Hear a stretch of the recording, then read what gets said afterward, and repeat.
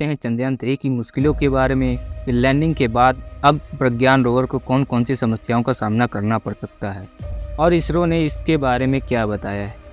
भारतीय अंतरिक्ष अनुसंधान संगठन इसरो ने कहा है कि चंद्रयान-3 के विक्रम लैंडर और प्रज्ञान रोवर दोनों ही अच्छी तरीके से काम कर रहे हैं और आगे भी उनकी एक्टिविटी जारी रहेगी। चंद्रमा के लिए भारत का मिशन चंद्रयान-3 अपनी सफलतापूर्वक लैंड कर गया है।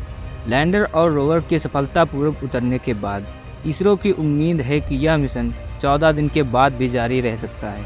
चांद पर फिर से सूर्य निकलने पर रोवर को फिर से ऊर्जा मिलेगी और यह फिर से काम करना शुरू कर देगा। अब इसरो एक के बाद एक प्रयोग करने के लिए तैयार है ताकि उन्हें 14 दिनों के भीतर ही पूरा किया जा सके। इसरो ने कहा है कि चंद्रयान-3 के विक्रम लैंडर और प्रज्ञान रोवर दोनों ही अच्छी तरीके से काम कर रहे हैं और आगे भी उनकी एक्टिविटी जारी रहेगी। हालांकि उन्होंने चंद्रयान-3 मिशन के लिए आगे आने वाली चुनौतियों का भी जिक्र किया है। इसरो ने बताया है कि लैंडर और रोवर दोनों पूरी तरीके से काम कर रहे हैं और सब कुछ प्लान के मुताबिक ही चल रहा है, मगर आगे चैलेंज हो सकता है। चंद्रमा पर वायुमंडल की अनुपस्थिति के कारण वस्तुएं कहीं से भी टकरा सकती हैं। इसके साथ ही थर्मल प्रॉब्लम और संचार ब्लैकआउट जैसी समस्याएं भी आ सकती हैं। यदि कोई क्षुद्र ग्रह या फिर अन्य वस्तुएं जबरदस्त वेग से टकराती हैं तो लैंडर और रोवर दोनों ही नष्ट हो जाएंगे।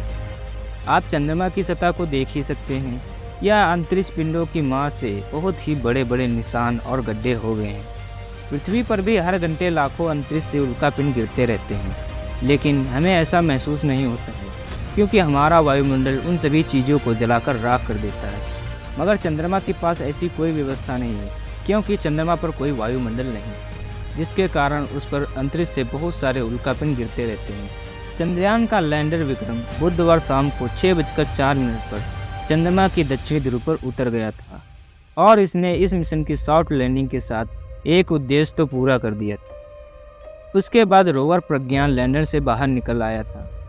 कुल 1752 किलोग्राम वजनी लैंडर और रोवर चंद्रमा के वातावरण का अध्ययन करने के लिए डिजाइन किए गए हैं, जो कि चंद्रमा का एक दिन पृथ्वी के 14 दिनों के बराबर है। हालांकि इसरो के अधिकारी इनके एक और चंद्र दिवस के लिए सक्रिय होने की संभावनाओं को जारी नहीं कर रहे हैं। इसरो ने सॉफ्ट लैंडिंग के बाद की प्रक्रिया के बारे में विस्तार से बताते हुए कहा था, इसके बाद एक सारे प्रयोग चलेंगे। ये सभी चंद्रमा के एक दिन में, जो कि पृथ्वी के 14 दिन के बराबर है, उसमें सारे काम पूरे होंगे।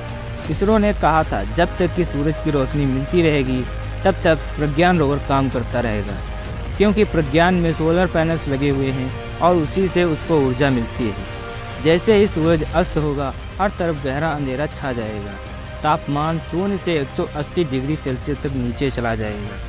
तब तक प्रज्ञान रोवर का काम कर पाना संभव नहीं होगा और यदि यह चालू हो सकता है तो हमें खुश होना चाहिए।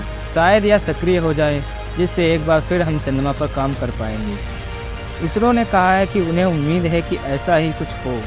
अब आपके दिमाग में यह सवाल आ रहा होगा कि क्या चंद्रयान-3 को वापस पृथ्वी पर लाया जा सकता है? तो हम आपको बता दें, किसी भी स्थिति में चंद्रयान-3 का कोई भी पार्ट पृथ्वी पर वापस नहीं आएगा।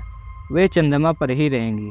600 करोड़ रुपए की लागत वाला चंद्रयान-3 मिशन 14 जुलाई को चंद्रमा के दक्षिणी ध्रुव के पास पहुंचने के लिए 41 दिन की यात्रा के लिए लॉन्च व्हीकल LVM-3 रॉकेट पर लॉन्च किया गया था।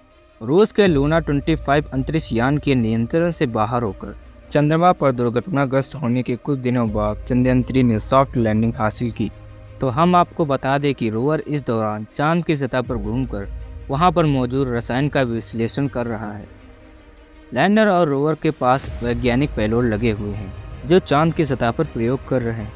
रोवर अपने payload alpha particle x-ray spectrometer के जरिए चंद्रमा की सतह का अध्ययन कर रहा है ताकि रसायन संरचना की जानकारी प्राप्त की जा सके और चंद्रमा की सतह के बारे में ज्ञान को और आगे बढ़ाने के लिए खनिज संरचना का अनुमान लगाया जा सके।